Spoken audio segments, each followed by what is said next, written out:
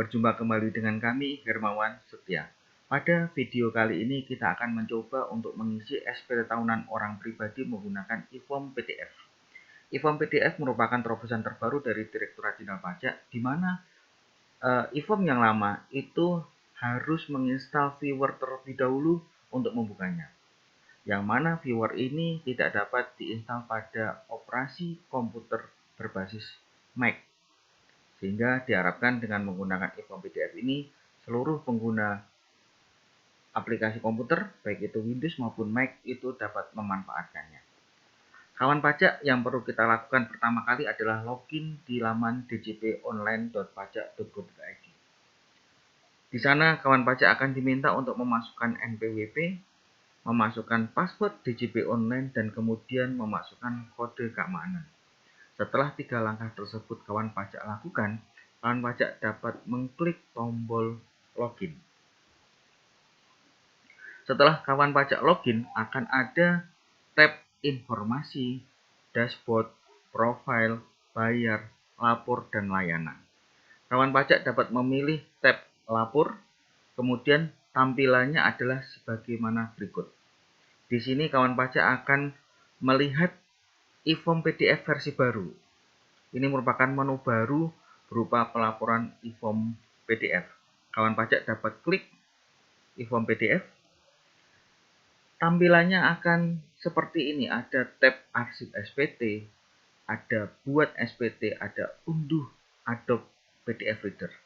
Kita perlihatkan terlebih dahulu, wajib pajak ini terlihat telah melaporkan SPT tahunan orang pribadi tahun pajak 2019, statusnya adalah normal dengan berstatus nihil. Mengapa kok wajib pajak ini SPT-nya nihil? Karena wajib pajak ini menggunakan ketentuan yang diatur dalam Peraturan Pemerintah Nomor 23 Tahun 2018.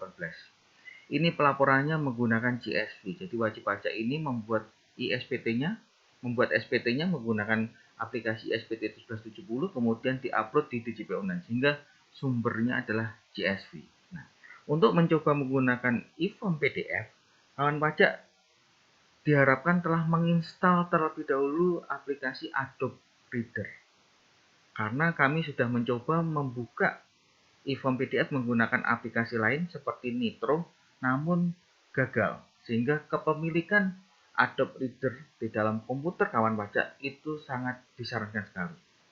Untuk kawan pajak yang belum memiliki aplikasi Adobe PDF Reader, dapat mengklik tab unduh Adobe PDF Reader. Namun apabila kawan pajak telah memiliki Adobe Reader di dalam komputer, maka kawan pajak dapat mengklik tab buat SPT. Nah, bagaimana apabila kita ingin mengunduh aplikasi Adobe Reader, maka kawan pajak dapat mengklik tab unduh Adobe PDF Reader. Tampilannya adalah seperti ini. Di sini ada tulisannya viewer. Untuk membuka dokumen formulir elektronik SPT, Anda perlu menginstal viewer terlebih dahulu di komputer Anda. Silakan klik gambar di bawah ini. Maka kawan pajak dapat mengklik tombol Adobe. Di sini ya, kawan pajak akan diarahkan ke laman Adobe untuk mengunduh. Kebetulan ini filenya kurang lebih sebesar 190 MB. Setelah kawan pajak menginstal Adobe Reader di dalam komputer kawan pajak, kawan pajak dapat mengklik tombol buat SPT. Di sini setelah kita klik tombol buat SPT, akan ada pertanyaan. Di mana pertanyaannya adalah, apakah Anda menjalankan usaha atau pekerjaan bebas? Pada saat kawan pajak memilih tidak, maka wajib pajak akan disuguhi atau ada tombol di sini itu berubah. Bukan lagi menggunakan formulir 1770, tapi menggunakan formulir 1770S atau 17SS. Karena ini tergantung dari pertanyaan-pertanyaan sebelumnya. Ini kita tidak mengklik tidak, karena wajib pajak ini melakukan kegiatan usaha atau pekerjaan bebas. Sehingga kita mengklik pertanyaannya dengan jawaban iya. Gitu kan. Setelah kita mengklik tombol iya, maka akan muncul klik tombol untuk mengunduh e-form. Kita klik tombol tersebut, maka akan ada isian sebagaimana berikut. Yang pertama adalah kita diminta untuk mengisi tahun pajaknya. Kita pilih tahun pajak 2020. Setelah ini status SPT, normal atau pembetulan. Apabila wajib pajak belum pernah sama sekali melaporkan SPT, dalam hal ini adalah tahun pajak 2020, belum pernah sama sekali melaporkan, maka kita akan memilih SPT-nya normal. Namun apabila kawan pajak telah melaporkan SPT tahun pajak 2020, maka kawan pajak dapat memilih untuk tombol pembetulan. Setelah itu, apabila kawan pajak memilih tombol pembetulan, maka kawan pajak akan diminta untuk mengisi pembetulan keberapa. Kalau ini adalah pembetulan yang pertama, maka kita tinggal klik 1.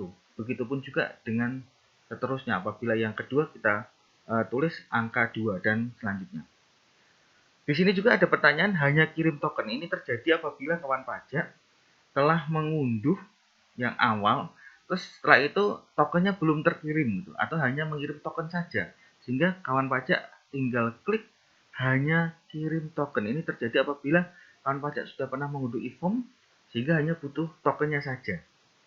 Setelah itu media pengiriman token, nah ini sangat membantu sekali di mana akhir-akhir ini token yang dikirim ke dalam email Gmail itu sangat lama sekali, sehingga beberapa forum atau beberapa orang itu menyarankan untuk mengganti email kawan pajak yang semula dari Google, Gmail, menjadi selain Google, bisa menjadi Hotmail atau menjadi Yahoo gitu kan ya. Nah, ini sangat membantu sekali karena di sini media pengiriman tokennya tidak hanya melalui email, bisa melalui nomor handphone. Jadi kalau seumpama kawan pajak ini yang terkendala eh, mendapatkan token ini dari lewat email, ini bisa memilih di nomor handphone. Ini juga berlaku apabila kawan pajak sudah memilih semuanya, ternyata emailnya belum dikirim. Nah, ini nanti bisa klik lagi hanya kirim token terus ke nomor handphone. Setelah itu ada tombol untuk format impor CSV dan impor lainnya dapat Anda akses pada link berikut laman e-form PDF. Kita akan mencoba ini. Kita akan klik tombol laman e-form PDF. Apa yang tampilannya akan muncul? Nah, ternyata tampilan yang awalnya adalah seperti ini, menjelaskan perbedaan e-form lama dan e-form baru. Ini kita akan baca perbedaannya. Yang pertama, untuk e-form lama, format download filenya FDL nih. Nah, kalau yang sekarang format downloadnya adalah PDF karena ini dibuka di PDF Adobe Reader ya. Terus yang kedua adalah dibuka dengan menggunakan IBM Viewer. Kalau yang sekarang dibuka menggunakan Adobe PDF Reader. Yang ketiga, token hanya dapat dikirim melalui email. Nah, ini kalau kawan pajak yang kemarin susah mendapatkan token, ini sekarang dengan menggunakan e-form PDF ini mengakomodir token dapat dikirimkan melalui email atau SMS, OTP gitu. Jadi ini sangat membantu sekali. Terus di e-form yang lama tidak terdapat fitur impor data. Ini berarti kalau kawan pajak ingin mengisi daftar harta, daftar bukti potong, ini akan memakan waktu yang sangat lama sekali. Nah, kesulitan-kesulitan ini diatasi dengan e-form baru, di mana di dalam e-form baru terdapat fitur impor data melalui CSV untuk data-data tabuler seperti daftar bukti potong dan lainnya. Nanti kita akan coba bagaimana cara mengimpornya. Terus perbedaan yang terakhir antara e-form lama dengan e-form baru adalah tidak dapat dibuka di Mac untuk e-form yang lama. Sedangkan dengan e-form baru karena menggunakan aplikasi Adobe PDF Reader hingga dapat dibuka di Mac gitu kan ya. Ini adalah perbedaan e-form lama dan e-form baru. Setelah itu di tampilan agak ke bawahnya ada berkas CSV untuk impor data. Di sini ada SPT tahunan PP Badan. Ini ada format dan contoh pengisiannya. Begitupun juga dengan petunjuk pengisian berkas CSV. Dikarenakan kita ini akan melaporkan SPT 1770, maka kita akan menggunakan yang format di bawahnya, di mana SPT 1770 format dan contoh pengisiannya bisa diunduh dan petunjuk pengisian berkas CSV-nya diunduh. Setelah saya unduh, ternyata untuk impor data ini melalui CSV itu digunakan untuk mengimpor daftar pemotongan pemungutan PP oleh pihak lain. Ini sangat membantu sekali nih. Saya pernah mengisi SPT tahunan orang pribadi untuk dokter ya. Pada saat dokter tersebut berpraktek di satu rumah sakit, itu rumah sakit akan menerbitkan bukti potong sebanyak 12 buah. Karena si dokter ini berpraktek selama 12 bulan gitu kan ya. Jadi setiap bulan rumah sakit akan mengeluarkan bukti potong. Kawan pajak dapat bayangkan apabila si dokter ini berpraktek di 3 atau 2 rumah sakit, maka bukti potong yang kawan pajak akan rekam ke dalam e-form itu akan lama sekali. Nah, dengan adanya menu impor data melalui aplikasi CSV ini sangat membantu sekali. Yang kedua adalah lampiran SSP ini untuk SSP pembayaran PPh pasal 29 ini. Yang ketiga adalah lampiran daftar harta. Ini sangat membantu sekali. Ini saya pernah nih mengisi daftar hartanya ini lebih dari 10 item, ini sangat sangat pekerjaan sekali, sangat beban sekali, sehingga dengan adanya lampiran daftar harta yang bisa diimpor ini sangat membantu. Begitupun juga dengan lampiran daftar utang. Yang terakhir adalah yang sangat membantu sekali, yang ini mesti teman kawan pajak akan sangat repot sekali, itu kalau mengisi lampiran penghasilan bruto dan pembayaran PP 46 2013 dan atau PP 23 tahun 2018. Ini pekerjaan yang sangat repot sekali ini lah. Dengan adanya impor CSV ini sangat membantu. Nanti kita akan mencoba mengimpor daftar harta dan penghasilan bruto serta pembayaran PP 23 tahun 2018. Tampilan di bawahnya lagi ternyata tidak terlalu penting, sehingga kita akan kembali lagi ke menu sebelumnya. Setelah kita tadi klik laman e-form PDF, di bawahnya lagi ada kirim permintaan nih. Nah, untuk mengunduh e-form dan token yang dikirim ke email, itu kebetulan saya memilihnya email, kawan pajak dapat mengklik kirim permintaan. Nah, ini nanti akan ada proses yang ada tulisannya mohon sabar menunggu. Ini tergantung dari jaringan dan tergantung dari sibuknya server di Direktorat Jenderal Pajak nih. Kalau kebetulan pas kami mengunduhnya ini sangat cepat sekali nih, tidak sampai 1 menit. Setelah kita unduh, kita akan buka e-form kita, yang mana e-form ini hanya dapat dibuka dengan Adobe Reader. Karena saya telah mencoba menggunakan Nitro, namun langsung error nih. Jadi perlu kita tegaskan lagi bahwa untuk memiliki Adobe Reader di dalam komputer kawan pajak.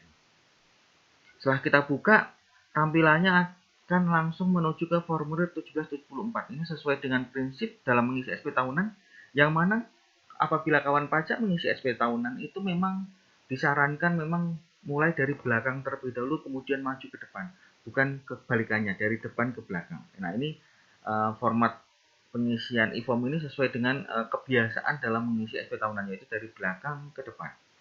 Di dalam formulir 1774 ini yang bagian awal itu adalah bagian harta pada akhir tahun. Kita akan mencoba ini untuk melakukan impor data, karena apabila tidak ada menu impor data ini akan sangat menjadi pekerjaan bagi kita dalam mengisi SP tahunan.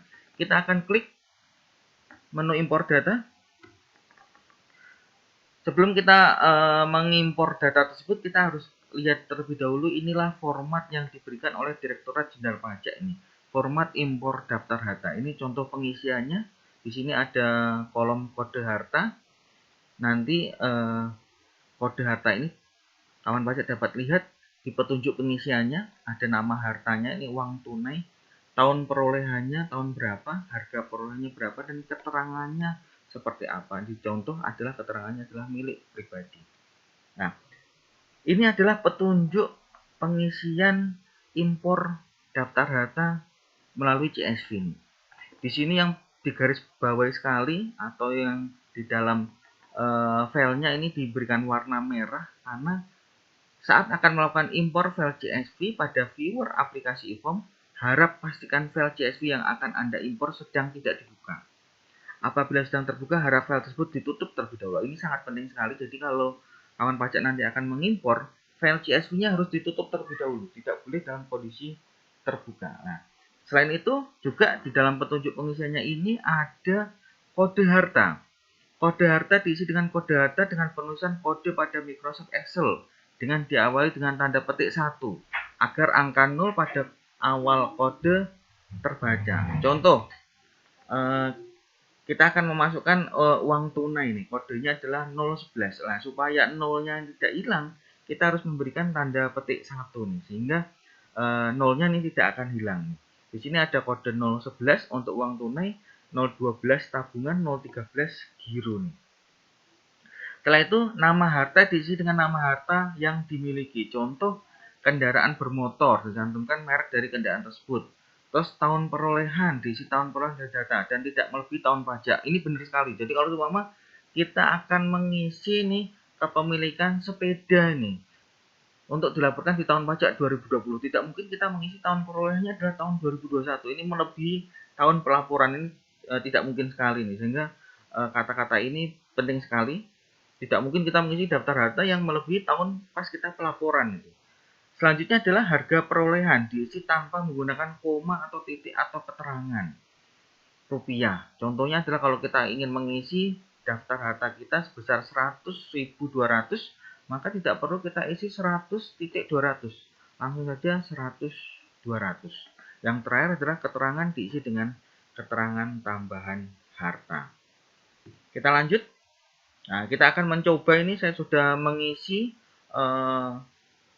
CSV-nya dengan mengikuti langkah-langkah yang ada dalam petunjuk.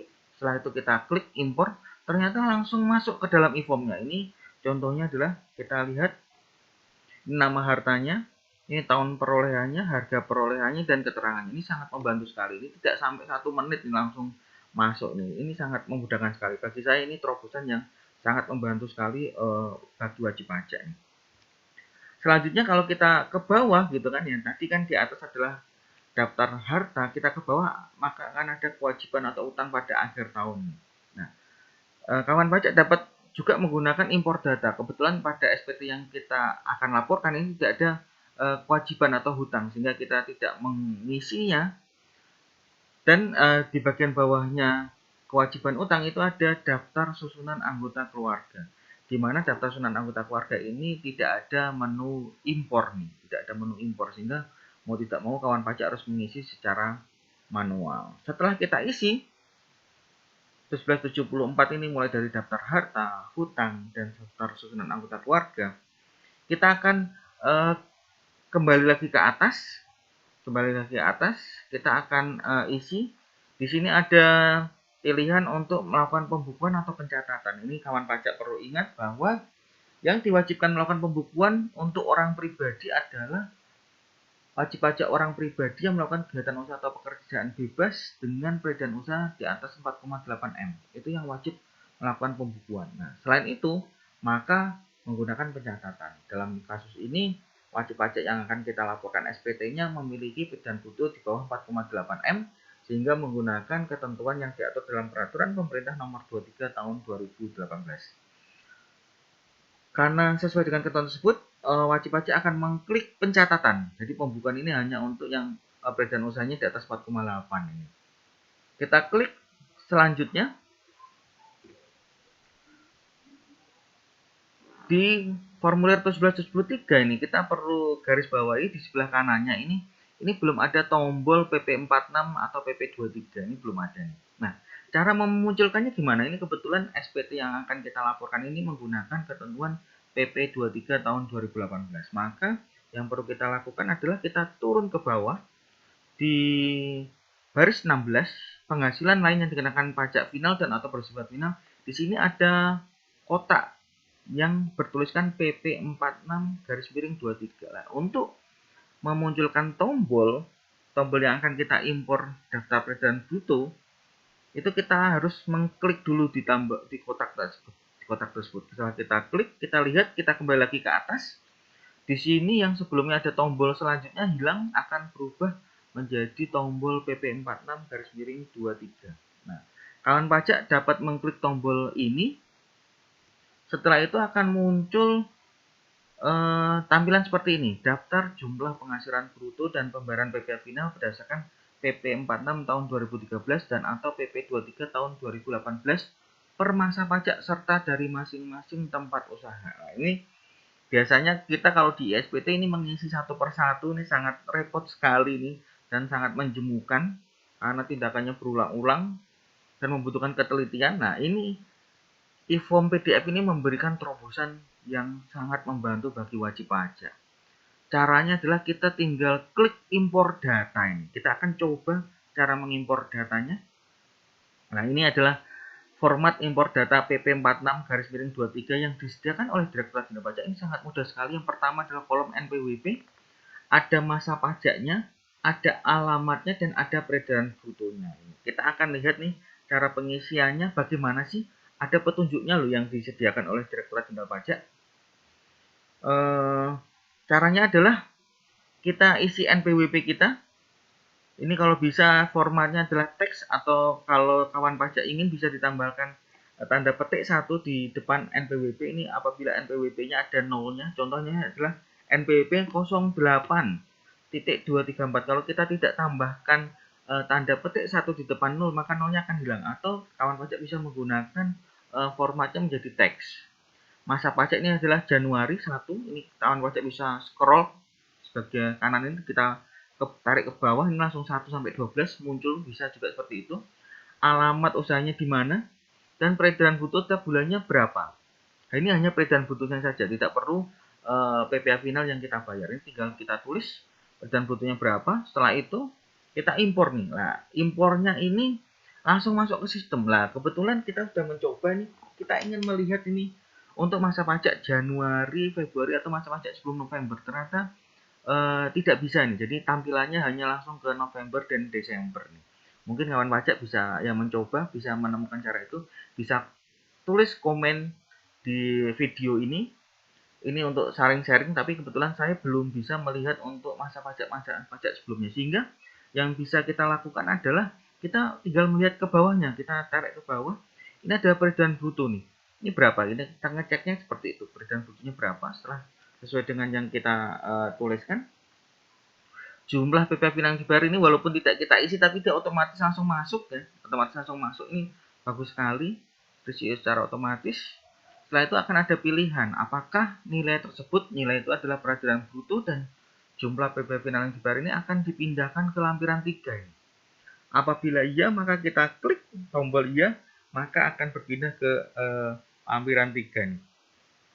Setelah itu untuk menguploadnya atau berpindah, kita klik tombol selanjutnya. Setelah itu kita akan masuk ke dalam formulir 1772. Ini digunakan untuk mengisi daftar pemotongan PP oleh pihak lain. Dikarenakan wajib pajak yang akan kita laporkan SPT-nya ini menggunakan PP 23 tahun 2018 yang mana tidak ada pemotongan oleh pihak lain, maka kita lewati saja. Tapi apabila kawan pajak ingin mengisi ini, itu disediakan impor data, tapi kebetulan pada kesempatan ini kita tidak mencoba untuk melakukan impor data, sehingga kita akan klik menu selanjutnya di bagian kanan atas. Setelah itu kita akan muncul laman formulir 1771 halaman 1. Ini digunakan apabila wajib pajak menggunakan pembukuan ini. Dikarenakan wajib pajak ini tidak wajib melakukan pembukuan dan wajib pajak memilih untuk melakukan pencatatan, maka kolom ini kita lewati. Maka kita klik selanjutnya. Nah, ini apabila wajib pajak ini tidak menggunakan PP 23 tahun 2018, kawan pajak harus mengisi di bagian B ini untuk wajib pajak yang melakukan pencatatan. Dikarenakan wajib pajak menggunakan PP 23 tahun 2018 belum menggunakan ketentuan umum PPh, maka kita akan klik tombol selanjutnya di kanan atas. Setelah itu akan masuk ke dalam formulir induk 1770, di mana di sini untuk NPWP, nama wajib pajak, jenis usaha atau pekerjaan bebas beserta clue-nya, terus nomor telepon itu langsung terisi. Status kewajiban perpajakan suami istri, KK, kepala keluarga, HB hidup berpisah, PH pisah harta, MT menjalankan kewajiban terpisah. Ini karena wajib pajak sebagai kepala keluarga, kita klik tombol KK. Kita akan isi bagian selanjutnya.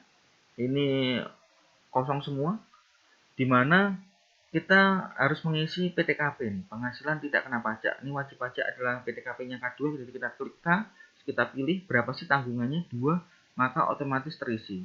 Di sini akan muncul kalau yang warnanya agak oranye ya, ini ya agak kuning, ini berarti ini otomatis terisi. Sedangkan kalau yang warnanya putih ini kawan pajak harus mengisi secara manual. Setelah itu kita akan isi, karena ini menggunakan PP 23 sangat mudah sekali ngisinya, sehingga kita harus mengisi cuma wajib pajaknya, tanggalnya berapa, tanggal pelaporan SPT. Setelah itu kita kembali lagi ke bagian kanan atas, kita klik tombol submit nih. Kita klik tombol submit nih. Setelah kita klik tombol submit ini, di sini ada menu untuk mengunggah atau mengupload lampiran-lampiran yang diwajibkan.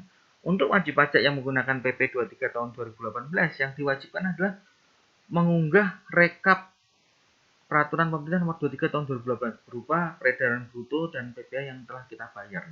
Jadi ini wajib kita upload atau kita unggah. Di sini kita mengunggahnya.